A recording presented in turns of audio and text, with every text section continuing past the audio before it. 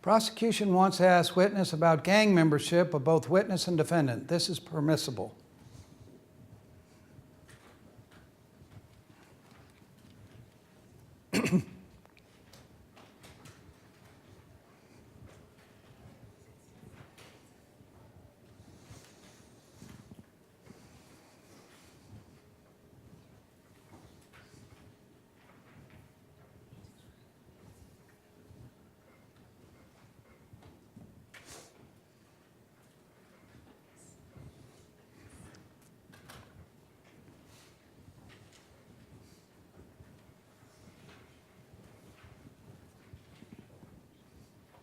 $23. Now I know there's 24. Yay! What? Somebody's been playing with me, I gotta tell you. Okay. So, those of you that said false, how many of you wanted additional information before you answer this? Okay. So what type of information do you want?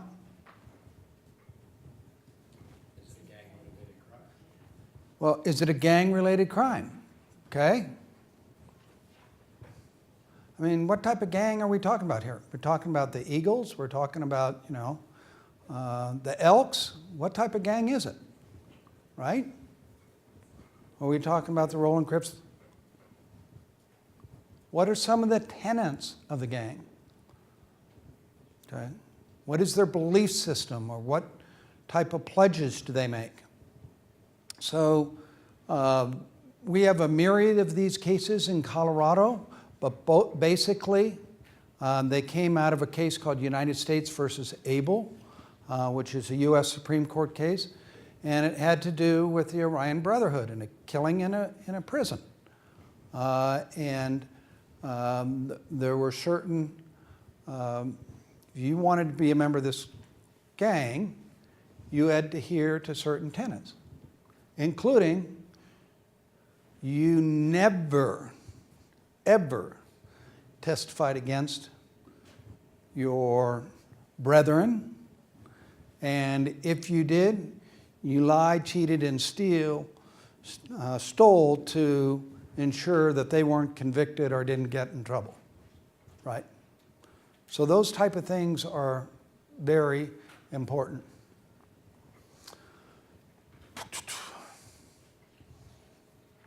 So what we're talking about here is really 607, the motive, bias, or interest in testifying a particular way.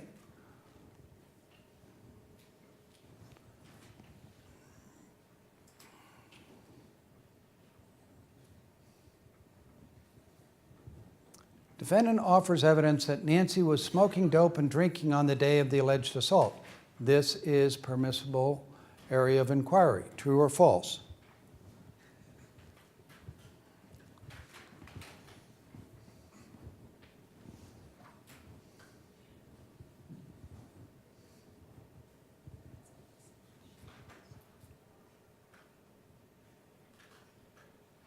$23, going for 26.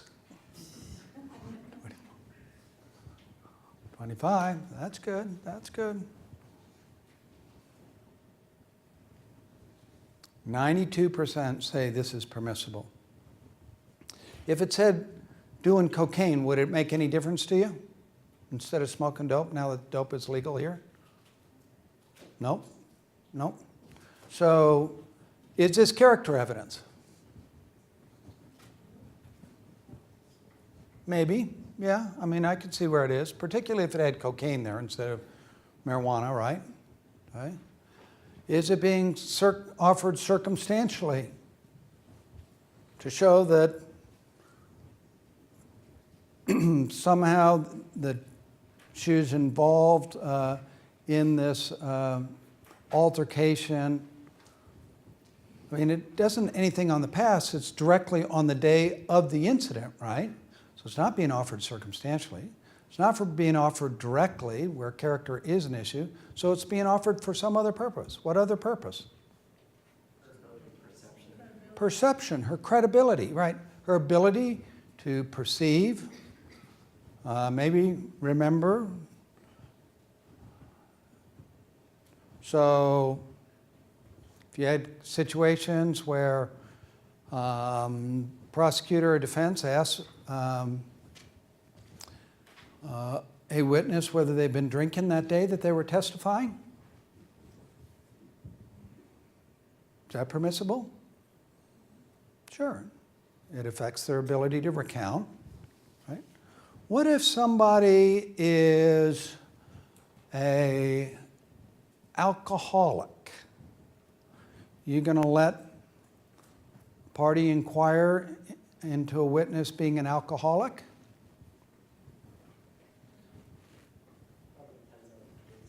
Depends upon what?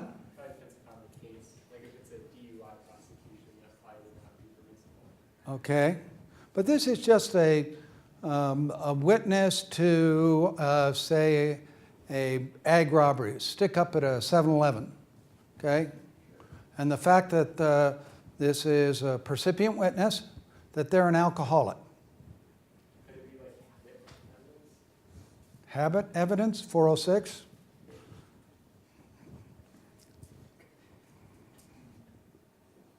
Well, let's talk about what your perception of an alcoholic is. Right? I mean, is this character evidence? Absolutely. Right? And we're not using it circumstantially directly. We're using it, the proponent's using it to attack the person's either ability to perceive to begin with, right? Or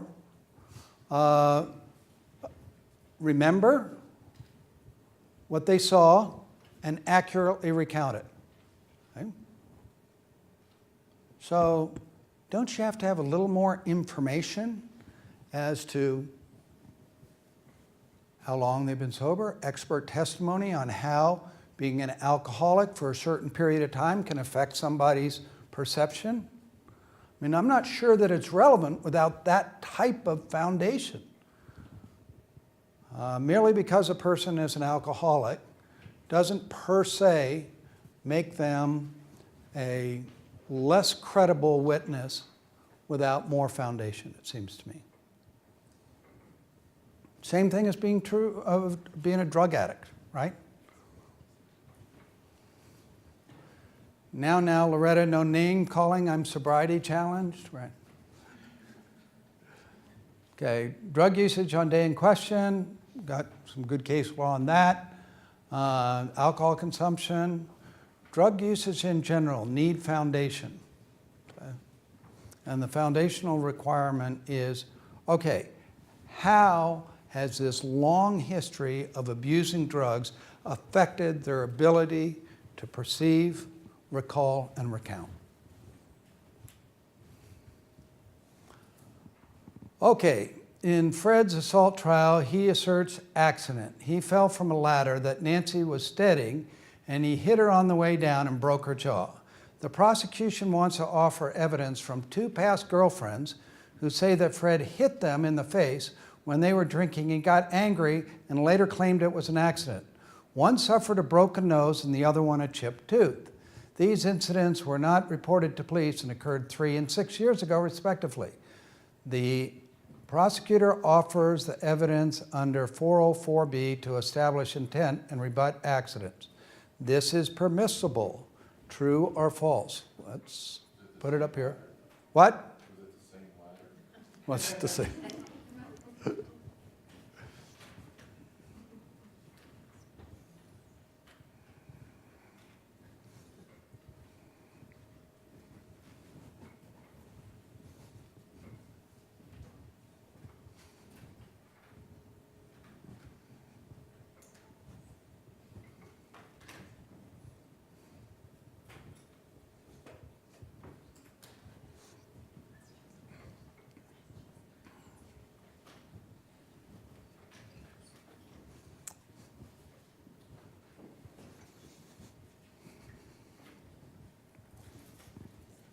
22,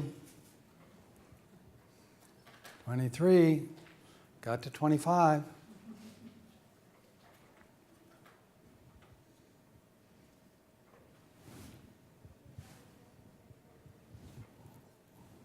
I guess not. Okay. So this is the way most judges, and I guarantee you all appellate judges, feel about 404B evidence. You ever get that urge, Frank? It begins with looking down from 50 stories up, thinking about the meaninglessness of life, listening to the dark voice deep inside you, and you think, should I push someone off? Because if you're going to get reversed, it's going to be on the admission of 404B evidence or on those credibility determinations and bolstering of credibility in the close cases. And so I'm not suggesting, well, I can avoid reversal, I just never let them in. I'm suggesting that you consider it carefully and make the necessary findings that you have to make for admission. So first thing you ask is, what is the purpose that you're offering this evidence? And if they say to you, Judge, I'm offering it for plan, scheme, motive, modus operandi, lack of accident or mistake, you say it's not admitted. They have to give you the specific reason, one or two, on why they're offering this evidence. Because if they don't, then you cannot do your job on the analysis. It's that simple.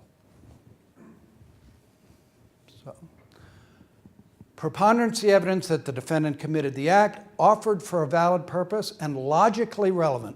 The purpose is independent of the intermediate inference that the defendant is of bad character. It doesn't mean that there isn't an inference there. There's always an inference there that the person was of bad character. But it has to be independent of the intermediate inference the defendant's a bad character, and the probative value is not outweighed by the danger of unfair prejudice. So the doctrine of chances is, I think, first announced by our Supreme Court or adopted by our Supreme Court in People v. Spoto. To ensure that evidence based on the doctrine of chances has probative value independent of the impermissible inference about the defendant's character, the court must determine the evidence of the other acts is similar to the charged crime, the number of unusual occurrences in which the defendant has been involved exceeds the frequency rate for the general population, and there's a genuine dispute between the prosecution and the defense over whether the actus reus occurred. Okay? The more transactions that are more similar to the event charge, the greater probability that it didn't happen by chance. Okay?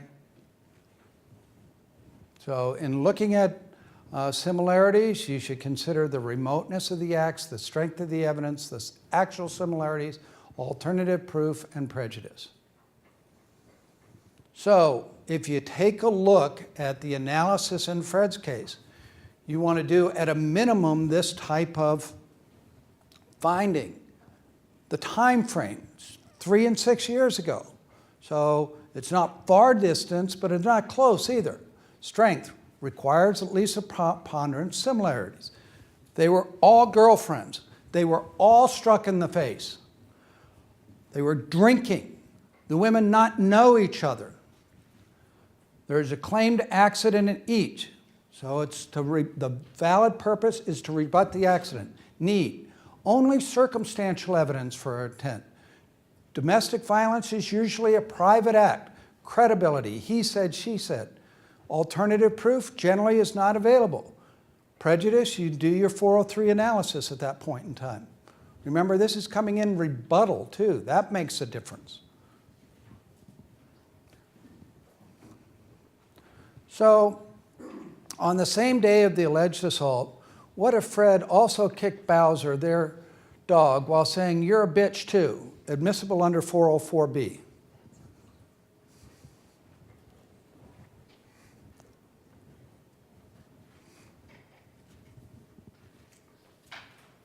Oh, I forgot.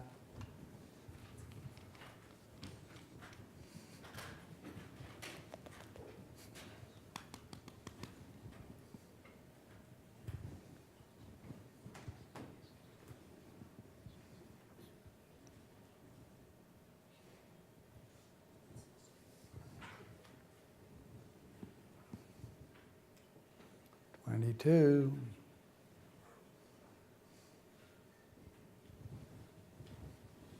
22.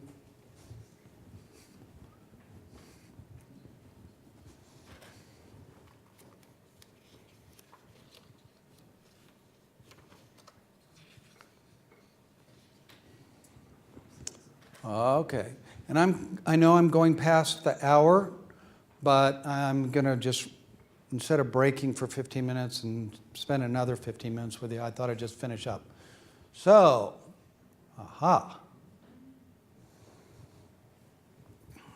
So let's talk about res gestae evidence.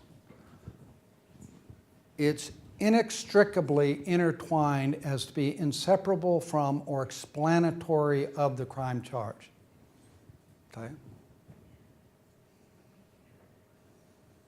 Does it make a difference that he said you're a bitch too? Show intent? Lack of accident? Right? Right?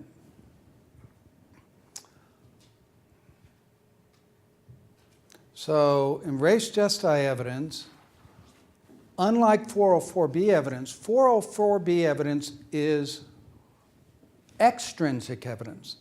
And it's being used, it's not connected to the crime charged at all. It's being used to bolster or prove an element in the crime charged. This is so connected with the crime charge that they become inseparable. So here's what I do when I get an issue of res gestae. Your dog had both the motive and opportunity, ma'am. He hated the cat, and he's had training in operating heavy machinery. Your husband, we feel, was at the wrong place at the wrong time. So if the dog is charged with the killing of the cat, the death of the husband is just res gestae evidence, right?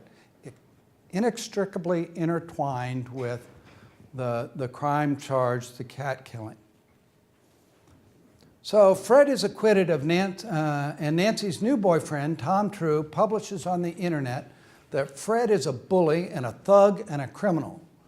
Fred files a civil defamation case against Tom, where as part of the truth defense, Tom offers evidence from 3 people that Fred threatened them and a certified conviction record for misdemeanor menacing. The evidence is admissible, true or false. So Nancy's new boyfriend, Tom True, has put on the internet that Fred's a thug and a criminal and a bully, and Fred goes after him, filing a civil defamation case against Tom, and he offers evidence from 3 people that Fred threatened them, and he has a certified conviction record for misdemeanor menacing. Evidence is admissible, true or false.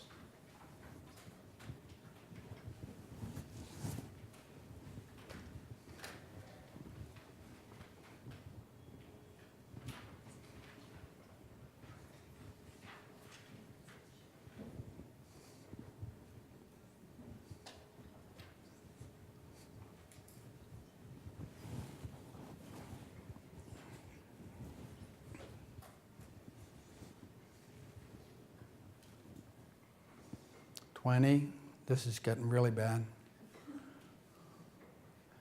Okay. There we go. Just a delayed response. Appellate judges, right? So I would like these back at the end of the presentation, and you might wonder why I might say that to you. Of course, they can't be used to answer the phone or change your TV channel, but I gave a presentation to about 200 law enforcement officers, and about 250 of these, I was missing 8 at the end. And, you know, I mean, it's hardly a souvenir, so. Okay. Most of you say yes. So is it character evidence? Yes. Is it being offered circumstantially to show that Fred acted in conformance therewith on a particular occasion? If it is, remember, it has to be offered through opinion or reputation evidence. This isn't opinion or reputation evidence, specific instance of conduct. So if it is being offered circumstantially, Tom is offering this circumstantially, he gets a timeout because it's not admissible. Is it being offered directly where the character is the issue in the case?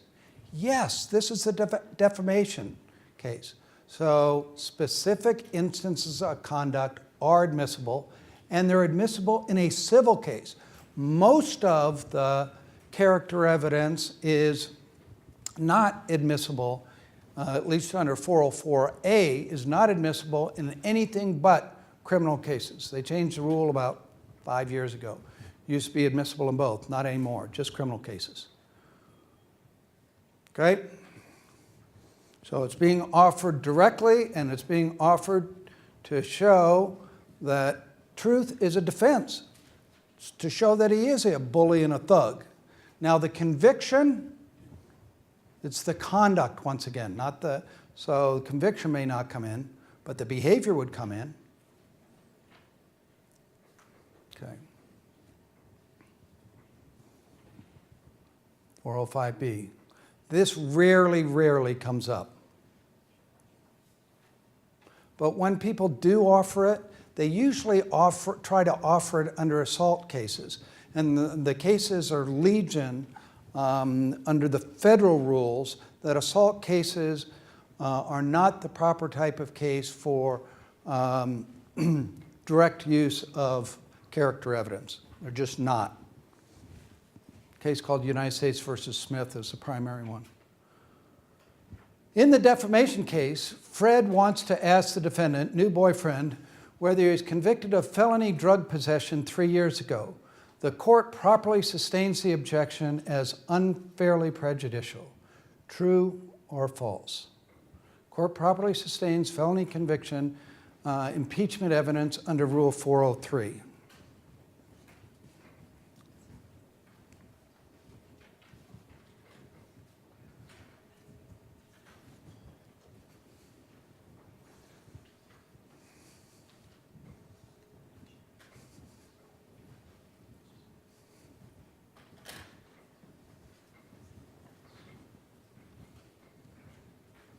$19, $24, yes, $25, yay, they rejoined us.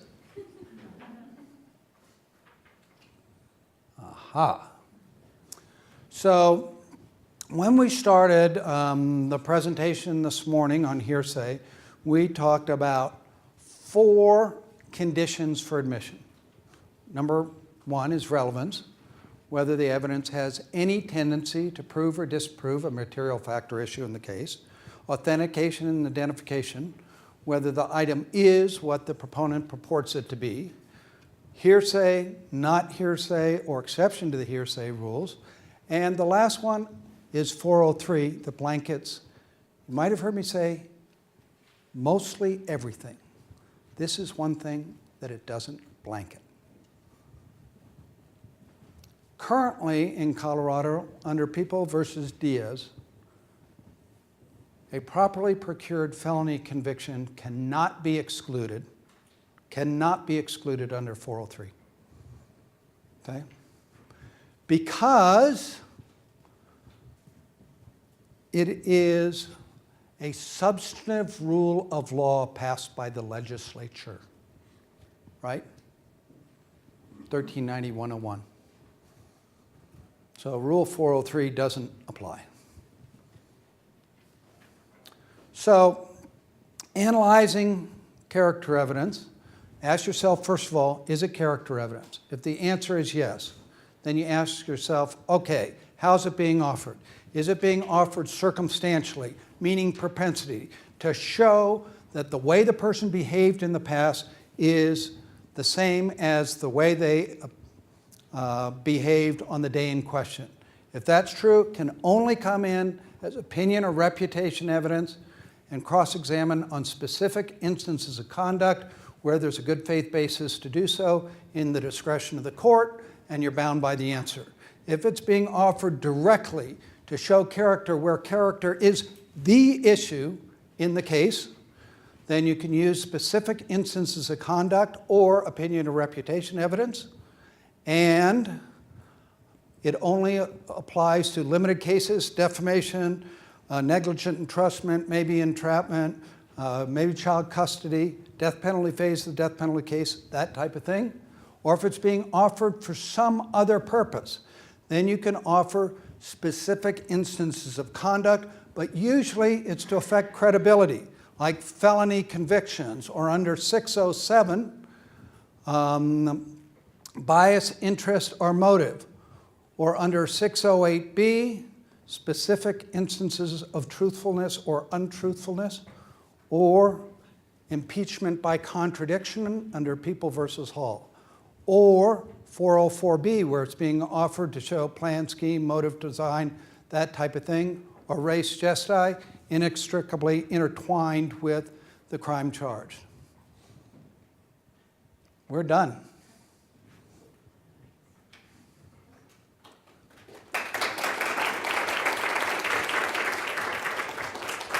Any questions? I know a lot of information, fast and furious at you. Judge. This is about when you talked about the bolstering and sort of those sneaky questions. I guess what is sort of, and I'm very new, so if there's no objection, Yeah. let that go? I mean, what do you do if there's no objection?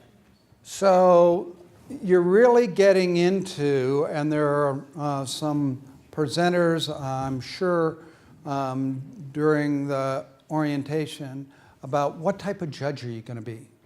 Are you going to be an activist judge, or are you going to let the litigation process take its course? I've often wondered how most of you would react when you know that the defendant is offering his statement through the detective, and the prosecutor, wily prosecutor, is sitting back there with 4 felony convictions ready to impeach. Do you stop this train wreck from occurring and say, look, under Strickland versus Washington, I don't want to try this case again on incompetence of counsel? Or do you say, might be a strategic decision by defense counsel? They know it's going to happen, but they have a way of dealing with it in trial. I don't know the answer to the question. My guess is, if it's me, I'd let it unfold, and it becomes a plain error question. You know, the only time that I'm really going to intervene, if you see some type of structural error, and the number of structural errors are 4 or 5, you know, it's then you're going to stop the proceedings, because that's automatic reversal. You don't have to show any prejudice. But I let the litigation course take the road it's going to take. That's what the adversary system's about, right? What about improper closing arguments? For instance, city attorney turning to the jurors during rebuttal close and being like, blah, blah, blah, juror, drink right here, you said you were offended by homeless people within your coffee shop, and then telling them that they need to make, that their verdict needs to send a message To the, yeah, community. right. The defense doesn't object. I don't do anything. Yeah. I mean, how many of you stop the proceedings at that point in time and say, come to the bench, counsel? Only time I would ever interject if it's unethical and or illegal. If it's not illegal alone. Yeah, it's really, I mean, you end up with a bloody tongue at the end of those trials, because you're just biting your tongue and going, right? We have lots of young new lawyers, especially in county court, so sometimes it just, you don't know if they don't know, or they're just. So When I was a young pup DA, we had several of the county court judges that weren't hesitant in giving you advice on what you did right or wrong in your case.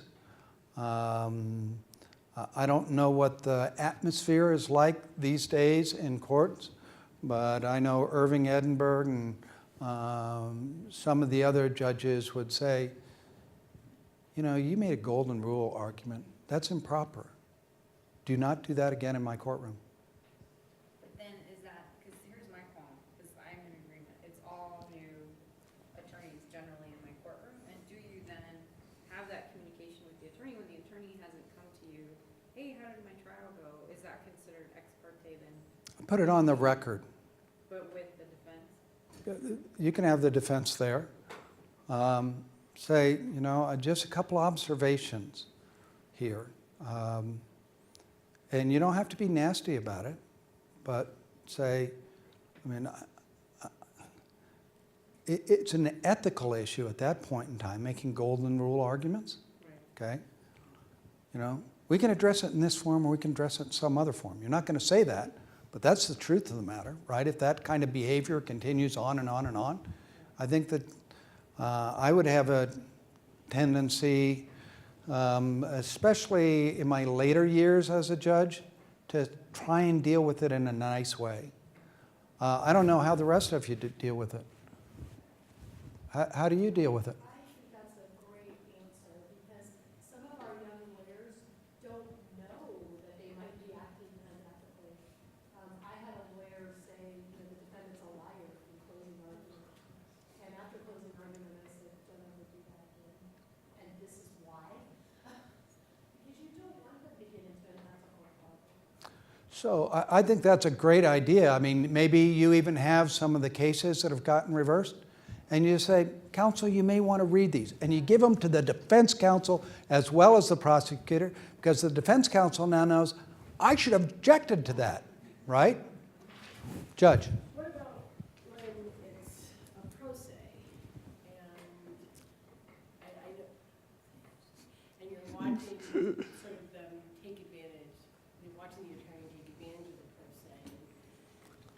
There are times where I'll step in and I'll say, counsel, you're coming up against, when I'm watching them just steamroll. So the courts are very different from when I was on the bench. I was on the bench 18 years ago, or other than the stuff that I sit on now, which always the parties are represented. But the number of pro se cases that you have is humongous, right? In the domestic relation area, it's nigh on 75% in many jurisdictions, 80%. I try and explain, and there's a great tool. I wish I brought one with me. It was written by the National Center for State Courts in collaboration with, I think, the National Judicial College. And it's a bench card on procedural fairness, okay?